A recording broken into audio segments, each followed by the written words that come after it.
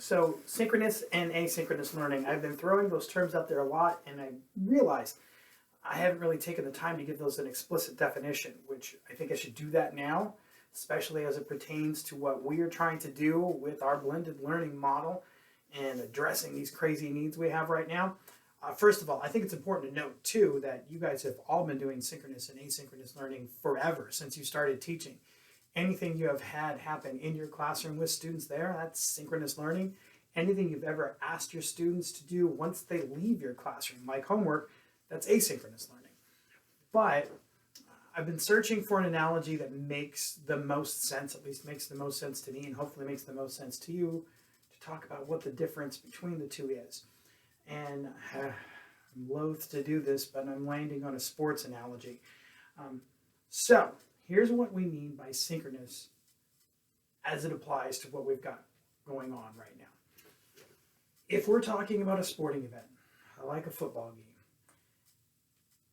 everybody that is at that football game, watching in the stands, is engaged in synchronous intake of that content, of that event. They are there live in person. They are learning about the events of the game as they happen in real time. But you don't have to be present to engage in synchronous learning, just like you don't have to be present to engage in the taking in of a football game. Anybody that happens to be watching that football game on TV is also engaged in synchronous intake of that content, of those events in real time. Now, it looks a little bit different. You know, when you are live at the stadium, how it's packaged is different than when you are sitting on your couch or at an establishment watching that football game. But both of those are happening live, and the participants are taking them in real time, just like in our classrooms. If we are teaching live, that's happening synchronously for those students in the classroom. And if we're broadcasting it using some type of technology, probably Zoom, as we've talked about, those students are also taking that in synchronously. If you are showing a video in class and it's projected up on your screen, and at the same time that same video is shared live with students who are remote, you're sharing that video synchronously. Everything that you do in your classroom that's live, that your participants are taking in real time, is synchronous learning. Just like everyone that's at the game and everyone that's watching TV, that's also synchronous intake of that content. So asynchronous, this is where I think it gets interesting. So if you don't have the time to watch the game and you put it on your DVR, you're doing that on your own time.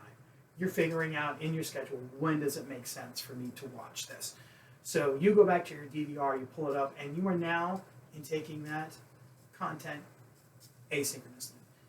Somebody else might be watching it at the same time as you on their DVR, but it's not real time, and there's going to be differences. But I want you to remember that asynchronous taking in of content isn't just rewatching the video. If you tune in Sports Center and you pull some highlights, that's asynchronous learning of that content, of that game. You're learning about the things that happen in the game on your own time. When you have time to watch Sports Center, you're not getting the whole story, but you're getting the highlights. Also, it does not have to be video. If you decide to read a blog or a newspaper, that is an account of who scored when. That's asynchronous taking in of the content. So if we have an entire class that we've recorded and we put that up on a platform so students can access it, when they watch that on their own time, that's asynchronous learning. If we don't record the whole class top to bottom, but there are highlights that we want them to watch, not the whole schmeal, just those parts, and the students take that in on their own schedule, that's asynchronous learning. If there are resources from the classroom that might be a video, and you post a link, it's like, hey, we watched this in class, watch in your own time. Asynchronous learning. If there is other content from the class, other resources that don't have anything to do with your video presentation, just like reading an article on the game, something else they need to read, something else that they need to do, that is asynchronous learning.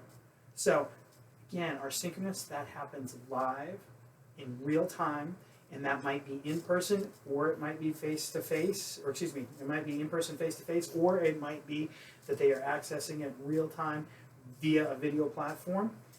Asynchronous, that just means they are catching up with what happened in class on their own time. That might be the whole thing.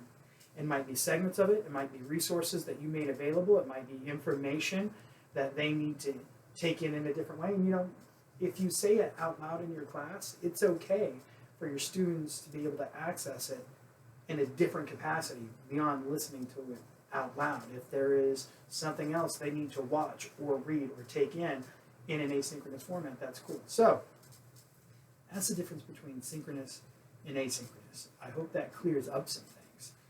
And again, as we move forward, we're going to have a blend of both to make this work.